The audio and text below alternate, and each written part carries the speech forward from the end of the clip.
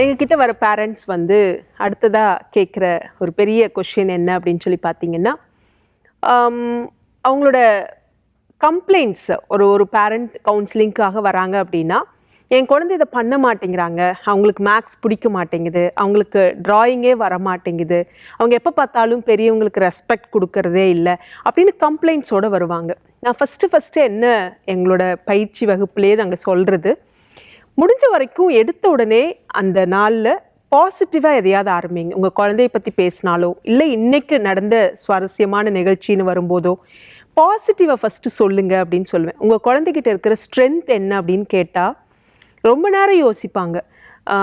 அவங்களுக்கு அப்புறம் கொஞ்ச நேரம் டைம் ஆனதுக்கப்புறமா ஆசுவாசப்படுத்தி ஒரு பேப்பரை கொடுத்து எழுத சொல்லி யோசிக்க சொல்லி, அவங்களுக்கு சயின்ஸ் வருமா, அவங்க ஈவினிங்கில் என்னெல்லாம் விளையாடுவாங்க, அவங்க ஃப்ரெண்ட்ஸ் என்னென்ன, எந்த மாதிரி காம்படிஷன் போனாங்க, என்னெல்லாம் அவங்களுக்கு பிடிச்ச சாப்பாடு, இப்படி எல்லாம் கேட்கும்போது ஒன்றொன்னா பார்த்தோன்னா நம்மளால் ஒரு ஒரு 20லேருந்து 30 குவாலிட்டிஸ் அந்த குழந்தைய பற்றி எழுத முடியும்.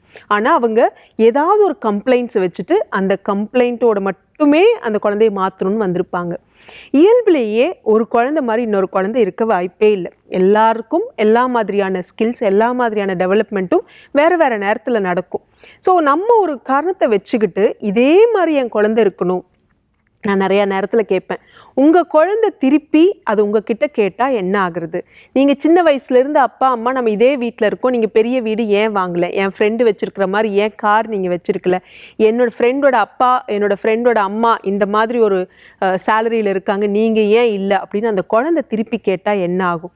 ஸோ உங்கள் குழந்தை என்னவா பிறந்திருக்காங்களோ, எப்படிப்பட்ட ஒரு வளர்ந்து நிற்கிறாங்களோ அதை முதல்ல அக்செப்ட் பண்ணிக்கிற மனநிலை வேணும்.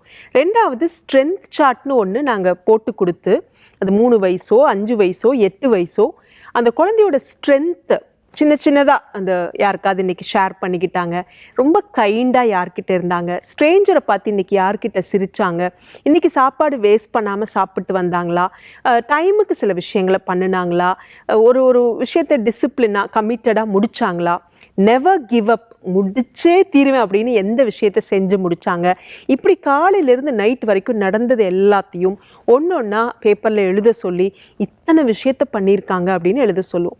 அப்போ அந்த ஸ்ட்ரென்த் சார்ட்டை தினம் அந்த குழந்தை எழுத பார்க்க என்னால் இதெல்லாம் முடியுதா அப்படின்னு நம்பிக்கை வரும்போது தான் செய்ய முடியாத சில விஷயத்தையும் நாளடைவில் அந்த குழந்தை அதை வளர்த்துக்க ட்ரை பண்ணுவாங்க. எதையுமே நோ சொல்லி எதையுமே காலையிலேருந்து நைட் வரைக்கும், உதாரணத்துக்கு இப்போ நீங்களே ஒரு ரூம்குள்ளே புது இடத்துல இருக்கீங்க, ஒரு ரூம்குள்ளே உட்காந்துருக்கீங்க, அந்த ரூமில் நிறையா பூக்கள் இருக்குது, நிறைய வாசனை திரவியங்கள் இருக்குது, ஒரு சாப்பிட்ற உணவுப் பொருட்கள் இருக்குது.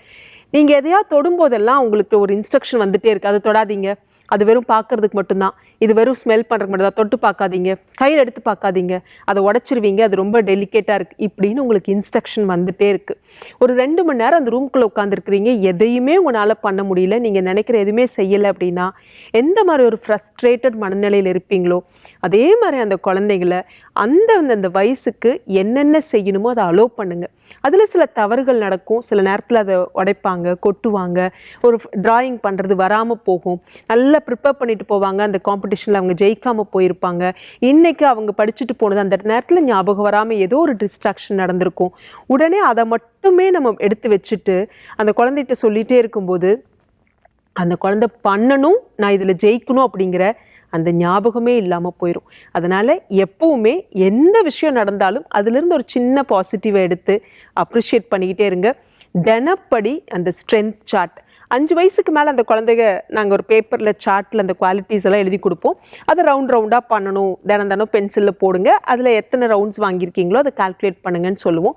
5 வயசுக்கு கம்மியாக இருக்கிற பேரண்ட்ஸ் 3 வயசு 4 வயசு பாப்பாக்களை குழந்தைங்கள வச்சுருந்தீங்கன்னா நீங்களே அந்த பேப்பரில் எழுதுங்க. எழுதிட்டு அவங்கள சொல்லி நீங்கள் ஞாபகப்படுத்துங்க. இன்றைக்கி ரோட்டில் போகும்போது அந்த நாய்க்குட்டிக்கு நீ பிஸ்கட் கொடுத்ததானே. ஸோ அந்த மாதிரி சிம்பத்தி, எம்பத்தி, சொல்லப்போனால் பேரண்ட்ஸை காட்டிலும் குழந்தைங்களுக்கு 3 வயசுல 5 வயசுலையும் அதுக்கும் முன்னாடி கூட சிம்பத்தி, எம்பத்தி, அந்த இறக்கம் காட்டுறது, அடுத்தவங்களோட ஷூக்கில் நின்று பார்க்குற அந்த உணர்வெல்லாம் அதீதமாக இருக்குது. 6 வயசு ஆகும்போது 7 வயசு ஆகும்போது நம்மளை மாதிரி அந்த குழந்தைகளை அழகாக மாற்றி கொண்டு வந்து அதுதான் நம்ம பேரண்டிங்கில் பெஸ்ட்டாக பண்ணிட்டோன்னு நினச்சிட்ருக்கோம். இயல்பிலேயே அந்த குழந்தைங்க ரொம்ப ரொம்ப ரொம்ப அறிவுபூர்வமாக நிறைய கற்றுக்கிற மனப்பான்மை, நிறைய இமேஜினேஷன், க்ரியேட்டிவிட்டி அண்ட் படைக்கிற தின்மை எல்லா தன்மையும் இருக்கிற ஒரு குழந்தை தான். உங்கள் குழந்தைய நீங்கள் ரொம்ப ஆர்ப்பாட்டம்லாம் இல்லாமல் ரொம்ப அமைதியாக இந்த பரந்த உலகத்தில் நிறைய பார்க்குறதுக்கு அலோவ் பண்ணுங்கள், கேட்குறதுக்கு அலோவ் பண்ணுங்கள், தப்பு பண்ணுறதுக்கு அலோவ் பண்ணுங்கள், அதை தப்பை திருத்திக்கிறதுக்கு சந்தர்ப்பம் கொடுங்க.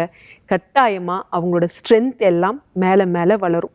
அவங்களோட கம்ப்ளைண்ட்ஸை உடனடியாக மறந்துடுங்க. அதிலிருந்து சின்ன லெசனை மட்டும் டீகோட் பண்ணி காமிச்சிட்டு இதை மட்டும் கற்றுக்கோ கண்ணா, அவ்வளோதான், இன்றைக்கி பண்ணதெல்லாம் மறந்துடலாம் அப்படின்னு சொல்லி ஈஸியாக நீங்கள் கடந்து வாங்க. அவங்களும் அதை கடந்து வந்துடுவாங்க. நன்றி.